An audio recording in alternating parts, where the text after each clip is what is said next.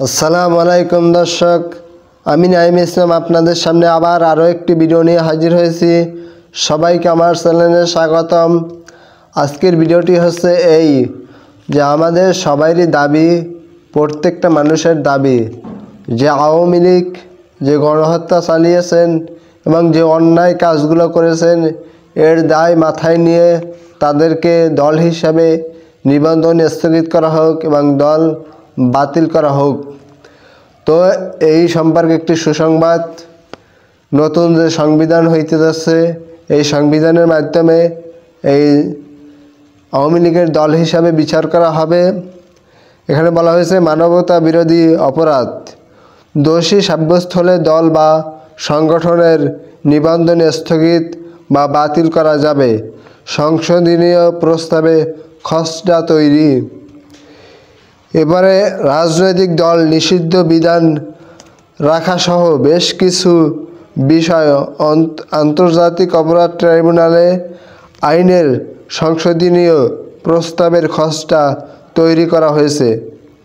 খুন, গুম, নির্যাতনের মতো মানবতা বিরোধী অপরাধের দায়ে কোনো দল বা সংগঠন দোষী সাব্যস্ত হলে সেই দল বা সংগঠনের নিবন্ধন স্থগিত বা বাতিল করা যাবে।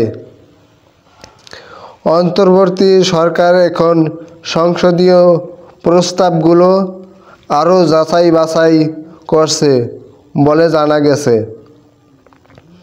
তবে রাজনৈতিক দল নিষিদ্ধ করার প্রস্তাব নিয়ে আইনজীবীদের কেউ কেউ প্রশ্ন তুলছে। তারা বলছে যে দেশে ভিন্ন এক আইনে রাজনৈতিক দল নিষিদ্ধ করার সুযোগ রয়েছে।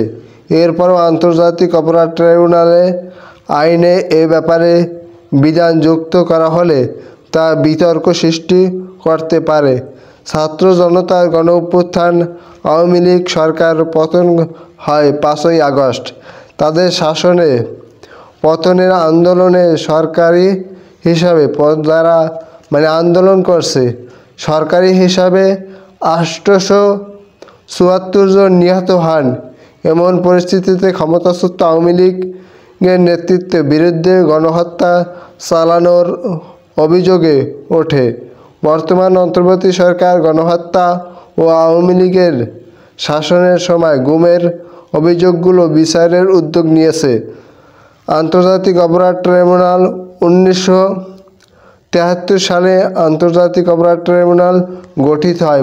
আগে আওয়ামী লীগের আমলেও এই আন্তর্জাতিক ট্রাইব্যুনাল ছিল, সেটা আবার পুনর্গঠন করছে। এই আন্তর্জাতিক অপরাধ ট্রাইব্যুনালের মাধ্যমেই জামাতের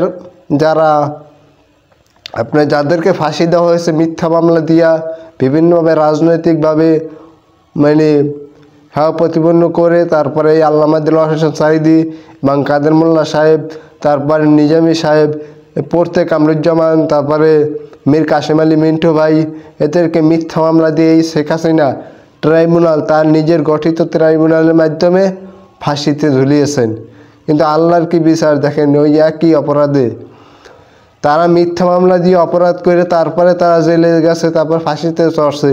কিন্তু শেখ হাসিনা কিন্তু ওই একই অপরাধে এবং সত্য অপরাধ গুম, খুন, হত্যা, রাহাজানি যে শেখ হাসিনা স্বৈরশাসক করছে, এগুলো সব মানুষের সামনে প্রকাশ।